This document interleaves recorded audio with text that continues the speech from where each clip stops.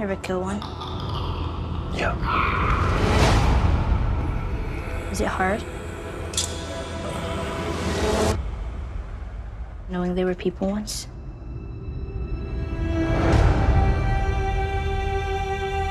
I'm taking you with me.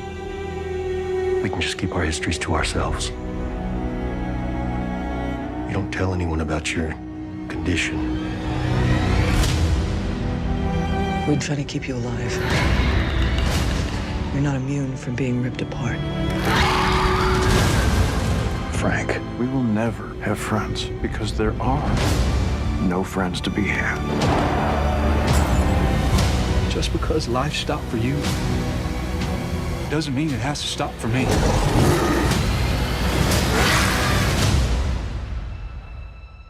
There's no halfway with this. We finish what we started.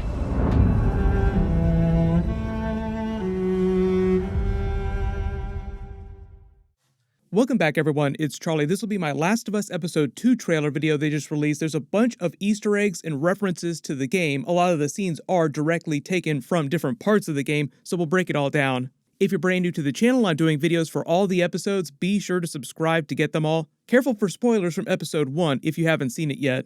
Just starting at the beginning of the trailer footage, this covers the next part of their story and a couple of scenes from way later episodes too. But it's mostly the next part of their story and pretty much like the next leg of the game that they cover on their way to Bill and Frank's is they first make their way into the outer parts of Boston outside the regular quarantine zone. And one small change during episode 1, during their escape when Joel winds up killing the guard, Ellie doesn't immediately tell him in the episode that she's the key to finding the vaccine after it's discovered she's infected but hasn't turned yet.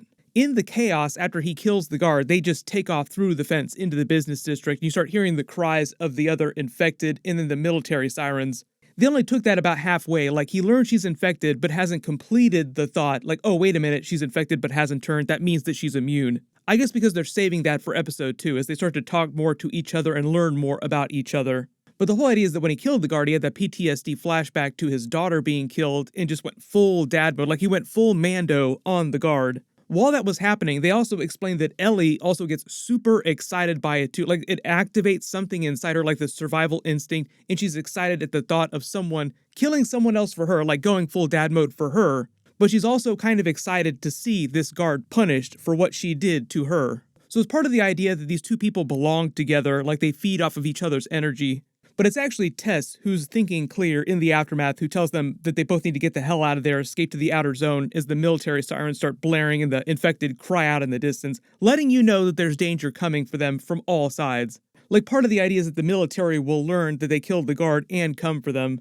The area that they're heading to is just the next part of the game, like it's right out of the game. It's basically the Boston Business District, and they find out pretty quickly where those screams were coming from. They start running into a bunch more infected during various stages, like runners, stalkers, full-blown clickers that you see in the trailer. The first one that they show you in the trailer, I don't know if this is meant to be linear the way they appear during the episode, but this one seems more like a stalker, like the show just slowly revealing them in successive stages. During episode 1, we saw a runner in the flashbacks. That's what the old lady was when she started chowing down on the rest of her family. And I think the early part of this episode is meant to be more of a literal tutorial for Ellie, who's never really been beyond the walls of the quarantine zone this way, this up close and personal with the infected. She knows all about them, like she understands what's going on with the infection and what kinds of infected there are and how dangerous they are. But the idea is that she's never been faced with killing someone up close like she was with Joel protecting her, killing the guard. She's never been this up close with them killing infected. So it's a lot of Joel trying to teach her on the fly and keep her safe, still being in full dad mode, as they encounter all these new types of infected. But during the trailer, you can kind of see as they sort of jump back and forth and things slow down a little bit, Joel's senses start coming back to him. He's still thinking of Ellie like another job. He doesn't completely like her that much at this point. She's just a means to an end so he can get one step closer to helping his brother Tommy in Wyoming, which we also see in the trailer. All these scenes in the snow of him talking to Tommy, that's from like way later episodes. Remember, Wyoming, other side of the United States, so it's after they've been traveling for a good long while. But part of the idea with Tommy is that he used to be part of the Fireflies. That's kind of why he hated the Fireflies so much, why he didn't like Marlene, because he blamed them for Tommy turning against him, or he thinks that Tommy turned against him. But part of the idea, like you see scenes in the trailer where Tommy's talking to him, like, look, your life might be messed up, but mine doesn't have to be messed up. The whole idea is that Tommy's settlement isn't part of the quarantine zones, like it's another rogue group, but it's actually a more positive one, like they're actually living a fairly decent existence. So it's just meant to be a very positive example of what society could be in the apocalypse. Like, oh, we could actually live a pretty decent life. Like their town functions like a pretty normal town. As normal as you could be in this kind of apocalypse. So when Joel encounters Tommy again, Tommy's sort of done like a big 180. Like he's not as militant anymore. He seems way more well-adjusted, way happier. He's gotten married. So in the way that Tommy always relied on Joel, like they joked about that during episode 1 of the flashbacks, like Tommy's depending on me. Joel thinks that he's going to die if he doesn't get supplies to Tommy, but really it's kind of the other way around. Tommy's the person who winds up helping Joel, emotionally and just practically. Like he helps them survive, literally, like in a practical way. But he's also trying to help him emotionally, like, look, you could actually lead a pretty decent life. So Tommy's settlement becomes a much bigger thing, especially later in the game and during the second game. But at least in the early part of the story, like early part of episode 2, when things are still super crazy for them, it's actually Tess who's thinking more about Ellie's grand role in everything, and is this big call to action for Joel. Like, look, you need to come to your senses. This girl means so much to humanity. But at least at this point, Joel doesn't want to hear any of that. Like, he doesn't care at all. That's why he's telling Ellie, look, you're just another job to me. We can keep our histories to ourselves. But he also still wants to protect her. So that's why he's telling her, look, you need to keep your condition, quote unquote, to yourself. Mostly because other people that they encounter would want to take her or do something with her.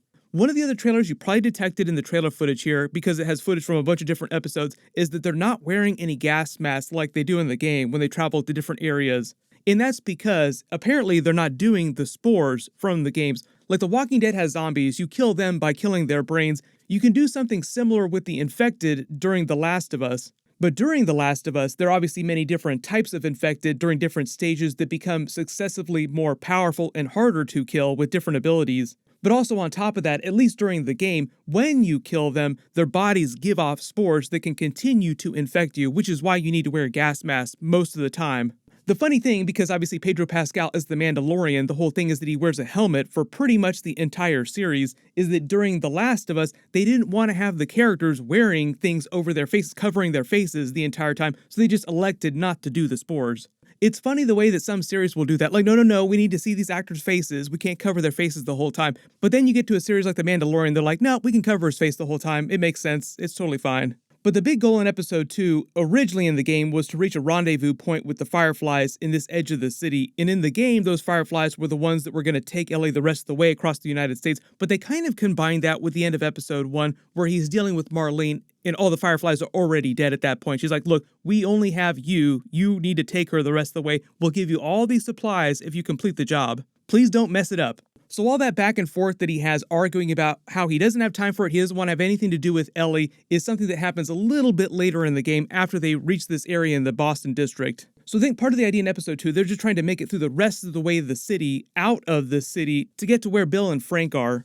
While they're intercutting all these scenes, we see more flashbacks of Ellie with Riley's character played by Storm Reed. Riley was another survivor that Ellie befriended, became her best friend before she met Joel. Most of their story was told during The Last of Us Left Behind game DLC, and it's all meant to be taking place in the past. So when the present day of the show picks up, like when Ellie is meeting Joel for the first time, Riley has already succumbed to the infection and died.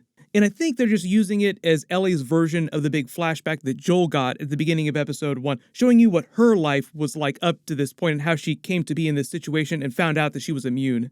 Because they're doing more flashbacks of her character, that might be where we see Ashley Johnson's cameo scene, because we're basically seeing Ellie be born, like she's playing Ellie's mother during the series. Then we meet Bill and Frank in the trailer. This could be from episode 2, it could be from episode 3, because episode 2 is a little bit shorter than episode 1. They might end with them finishing the journey just out of Boston before they find Bill and Frank. Bill is played by Ron Swanson himself, Nick Offerman. People already made a video game meme of his character doing the Ron Swanson move from Parks and Rec, so it is perfect casting. Frank is played by Murray Bartlett. They're a couple living by themselves outside the quarantine zone near Boston and help Joel and Ellie get the truck that you see them driving in later in the trailers. The truck that he uses to literally drive her across the United States. They're not meant to be super best friends or anything like that, but Bill knew Tess and is just surprised that she and Joel would undertake a mission like Ellie because it's so dangerous. And he helps them find the rest of the parts of the car that they need across the town that they live in. The town that they're in is Lincoln. But part of the idea is that they're infected all over the place, so it's easier said than done.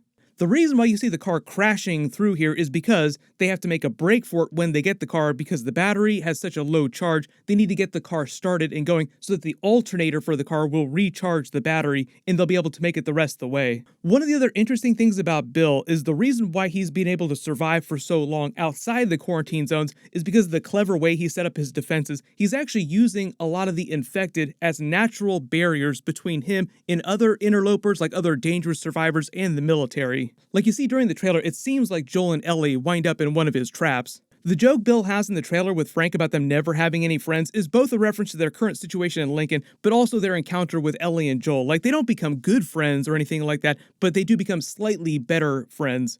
And Bill is correct that they are the only survivors living in Lincoln at the moment, so practically speaking, it's going to be hard for them to make new friends when there are no people to actually make friends with. The scene with Melanie Lynskey pulling the gun on Joel is from a much later episode. There's footage of a bunch of future episodes later in this. She's meant to be a brand new character who wasn't from the games, who's a leader of a non-military rogue group in Kansas. So I think the idea is they encounter them much later in their journey, and I believe that's where a lot of this footage is coming from, with the crowd cheering in the street, all these other soldiers wearing different types of armor. These two kids are brothers from the game that Joel and Ellie wind up encountering relatively early on after they find Bill and Frank and get the car, but before they reach Tommy's place in Wyoming.